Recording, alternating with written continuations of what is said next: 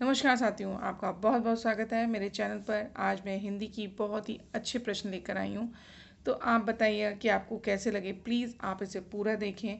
यदि आप पूरा नहीं देखेंगे तो जो यूट्यूब है वो मेरी वीडियोस को और लोगों तक नहीं पहुँचाएगा, जिनके लिए ये बहुत ज़रूरी है। जो लोग हिंदी की तैयारी कर रहे हैं वो मेरे चैनल के माध्यम से बिल्कुल फ्री में करेंगे। और ऐसे प्रश्न लेकर आई हूँ जो बार बार सभी गवर्नमेंट एग्ज़ाम के लिए या किसी कंपटीशन एग्ज़ाम के लिए आते हैं, जैसे TGT, PGT, BEd, SSC clerk, ये सब में आते हैं। हिंदी के प्रश्न जो बार बार पूछे जाते हैं वो आपको मैं बताऊंगी। तो चलिए बिना देर किए हम शुरू कर लेते हैं। हिंदी में मूलतः कितने वर्ण हैं? तो आपको बताना है वर्ण। तो 46 यानी 46 वर्ण हैं। स्वर कहते हैं जिनका उच्चारण बिना अवरोध अथवा विघ्न बाधा के होता है। जैसे हमने पढ़ा वर्ण। वर्ण हम किसे कहते हैं कि जो सबसे छोटी इकाई क्या है? वर्ण है। तो वर्ण कितने प्रकार के होते हैं? दो, स्वर और व्यंजन। फिर वो पूछ रहे हैं जैसे स्वर किसे कहते हैं? तो स्वर कहते हैं जो बिना मतलब बिना अवरोध के शुरू हो, जैसे बिना जिनका उच्चारण बिना अवरोध अथवा विघ्न बाधा के होता है। यानी ये बिना कि यानी इन्हें व्यंजनों की सहायता नहीं लेनी पड़ती है, किसी और की सहायता नहीं, ये स्वतंत्र होते हैं और इन्हें हम बिना किसी अवरोध के बोल सकते हैं। हिंदी में व्यंजन वर्णों की संख्या कितनी है? तो वर्णों की संख्या 33 है और कहीं कहीं 39 भी आपको दिखाई देगा। अंतस्य व्यंजन, अंतस्य व्यंजन कहलाते हैं य, र, ल, व। छत्र और ज्ञ की गणना स्वतंत्र वर्णों में नहीं होती है, क्योंकि ये संयुक्त होते हैं। जैसे अगर आप इनको विच्छेद करेंगे तो जैसे छा है तो छा में शा मिलेगा आपको, ठीक, त्रा में रा मिलेगा, इस तरह से। निम्नलिखित में से एक स्पर्श व्यंजन है। एक स्पर्श आपने पढ़ा होगा, अंतस यानी ये स्पर्श जो जीभा किसको, तालु को स्पर्श करे, छ छ, ठीक। अब आते हैं, इनमें से किसकी वर्तनी शुद्ध है? शुद्ध या आपको बतानी है, यानी जो सही लिखा हुआ है। ए है अंत साक्ष्य, अंत साक्ष्य, अंतर साक्ष्य या अंतः साक्ष्य या अंतर साक्ष्य।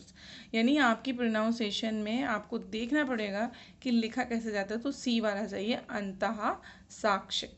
शुद्ध वर्तनी पहचानिए। आपको ये इतने सारे दिए हुए हैं, तो सही वर्तनी क्या है? डी, आनुषंगिक। प्रसन्नता में कौन सी ध्वनि है? ध्वनि बता रहा है आपको, ये नहीं कि ये कैसा है, आपको बताना है ध्वनि। तो ये कैसी है? युग्मक ध्वनि है। उच्चारणों के समय जीभ की स्थिति के अनुसार स्वरों के कितने भेद हैं?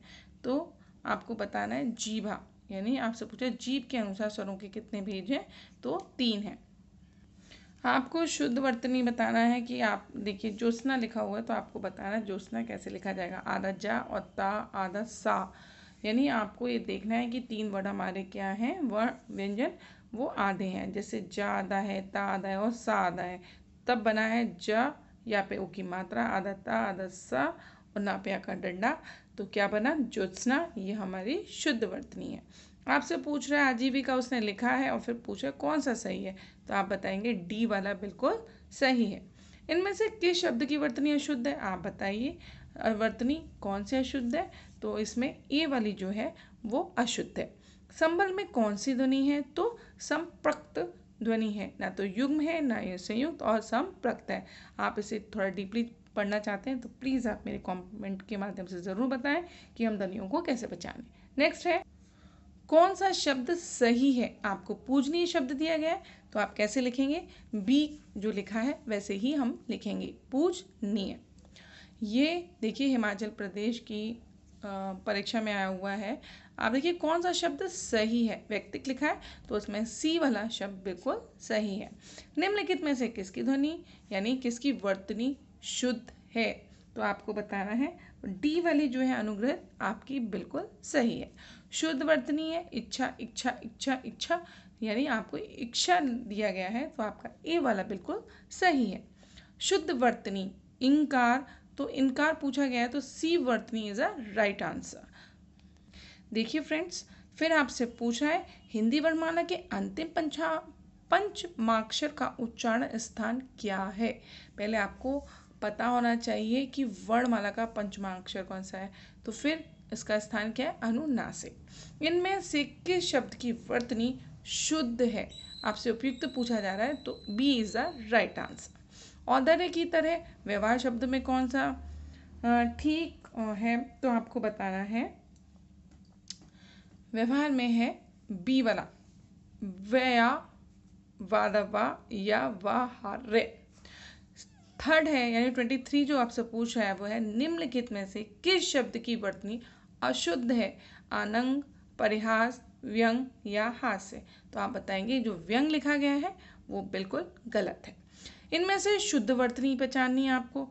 तो उज्ज्वल उज्ज्वल उज्ज्वल ही आपसे पूछा जा रहा है कि उज्ज्वल जो है कैसे लिखेंगे, शुद्ध कैसे होगा। तो आप बताएंगे कि D is a right answer. उ आधा जा, फिर भी दूसरा जा भी आधा, फिर वा और ला, उज्ज्वल। देखिए फ्रेंड्स, आज मैंने 24 आपको हिंदी के बहुत ही अच्छे प्रश्न कराए हैं। इसके बाद में नेक्स्ट वीडियो के साथ आप ज़रूर आऊँगी। आप मुझे भरपूर प्यार दीजिए, आप मेरे चैनल को सपोर्ट करिए। नहीं कर रहे हैं तो इसलिए मेरा भी मोटिवेशन थोड़ा डाउन हो जाता है, तो मैं क्या कम वीडियो बना पाती हूँ। तो आप मेरे को सपोर्ट करेंगे, आई प्रॉमिस यू कि मैं बहुत अच्छे अच्छे प्रश्नों की आपकी वीडियो बनाऊंगी। तब तक के लिए नमस्कार, जय हिंद, जय भारत।